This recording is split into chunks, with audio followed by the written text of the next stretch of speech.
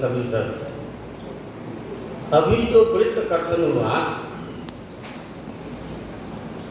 हम उसको पूरा सुन रहे थे और लिख भी रहे थे,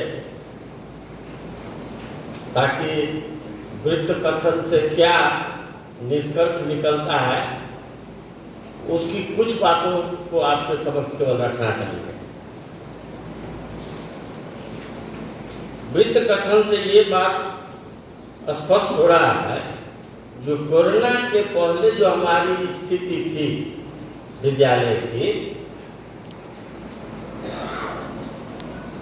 वो बाद में हम उसको पूरा नहीं कर सके, उस स्थिति में पुनः नहीं आ सके। वो अधिकांश विद्यालयों की यही स्थिति रही है। मात्र 2-3 ऐसे विद्यालय हैं जिनकी संख्या कोरोना के पूर्व जो थी उसमें बढ़ोतरी हुई है।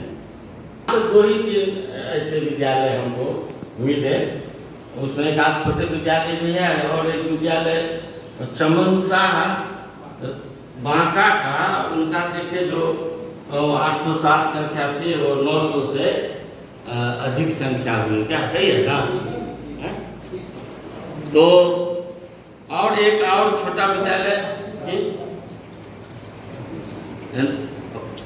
कॉलेज बड़ी है, हाँ ठीक। और एक आध छोटा विद्यालय अभी जो अंतिम वृत्त आया है मथुरा विद्यालय का, उसमें भी 8-10 संख्या बढ़ी है और एक दो विद्यालय है। लेकिन अधिकांश विद्यालय की स्थिति जो पूर्व में थी कोरोना के, उसको भी हम लोग नहीं पा सके। कुछ विद्यालयों का बताया मानदंड है, कुछ अधिक बाकी है। कुछ छोटे छोटे विद्यालय हैं जो कम संख्या भैया बहनों पर रहने के बावजूद भी मानदंड पूरा किए हैं। वृत्त जो वृत्त आप लोगों का आया है उसमें एक चीज मात्र हमको कहना है, हम यही बैठक मुंगेर में भी हुई, वो कल हुई मुंगेर में, और उसमें भी ऐसे ही वृत्त आया और मुंगेर विभाग के समितियों की बैठक हुई। तो उसमें हम पाए 7-8 विद्यालय ऐसे थे जिनकी संख्या कोरोना के बाद बढ़ी, कहीं कहीं तो अच्छी संख्या बढ़ी। ये विश्लेषण का विषय है या आखिर कोरोना बीतने का साल भर हो गया, क्यों नहीं हमारी विद्यालय की स्थिति पूर्ववत बन पाई। आगे बढ़ने की बात तो अलग है, लेकिन कोरोना के पहले की स्थिति में भी हम नहीं आ सके। कभी कभी ऐसा लगता है जो प्रधानाचार्य वहाँ के उतना सक्रिय नहीं थे, उनको ध्यान देना चाहिए, काहे नहीं बढ़ा। तो इतना ही तक हम कह के चुप नहीं रह सकते हैं। हम समिति के यहाँ पदाधिकारी सदस्य बैठे हैं, ये बात तो हम लोगों को भी समझना पड़ेगा, जो हमारी भी जिम्मेवारी है। एक चीज हम जानते हैं, जब हम केवल विद्यालय नहीं चलाते हैं, हम ज्ञानवान और एक अच्छे नागरिक तैयार करने के लिए जो जिन गुणों की आवश्यकता होती है वो संस्कार देने का काम करते हैं बच्चे को। और ये काम केवल विद्यालय से नहीं होगा केवल, क्योंकि एक चीज और है, हमारी संस्था समाज पोषित है, समाज द्वारा संचालित है। यदि किसी विद्यालय में कुछ कमी है तो वो समाज उसको पूरा करता है, और समाज का प्रतिनिधित्व हम लोग करते हैं। हम प्रांतीय मंत्री हैं उस समिति के, हम समाज से हैं, तो हमारी जिम्मेवारी अधिक हो जाती है।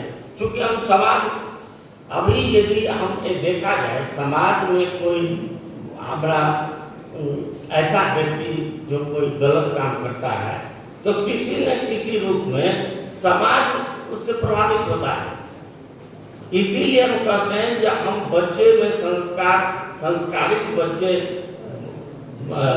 तैयार करते हैं, उनका उस ढंग के गुणों का उसमें विकास अपने विद्यालय के माध्यम से करते हैं तो कहीं न कहीं हम एक अच्छा नागरिक तैयार करते हैं। और ये तो बिना समाज के सहयोग के नहीं हो सकता। इसीलिए इस समिति के हम यहाँ जितने पदाधिकारी सदस्य हैं उनको ये समझना पड़ेगा कि हमारी भी ये मुख्य जिम्मेवारी है।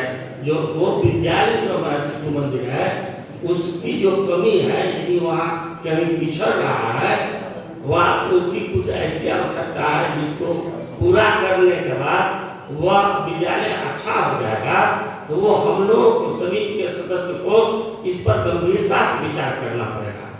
ये समिति का दायित्व है जो विद्यालय अच्छे ढंग से चले, विद्यालय का विकास हो। विद्यालय का जब विकास में होगा तो जिस उद्देश्य को लेके विद्या भारती स्कूलों का संचालन करती है वो उद्देश्य कैसे पूरा होगा? वो बिना हमारे यहाँ पे हो नहीं सकता है। इसीलिए मात्र हमको इतना ही करना है, इस समिति के जो हम लोग यहाँ बैठे हुए हैं वो एक बार चिंतन करें, विचार करें। जो मेरा दायित्व है, अपने संगठन मंत्री जी यहाँ उपस्थित हैं, अब वो अगले सत्र में हमारा क्या दायित्व है, समिति का को किस रूप में काम करना चाहिए, वो विस्तृत हम लोग के सामने में बातें रखेंगे। लेकिन मोटे तौर पर हम यही कहना चाहेंगे जो विद्यालय कैसे अपना चलेगा अच्छा, वो हम लोगों को भी विचार करना है।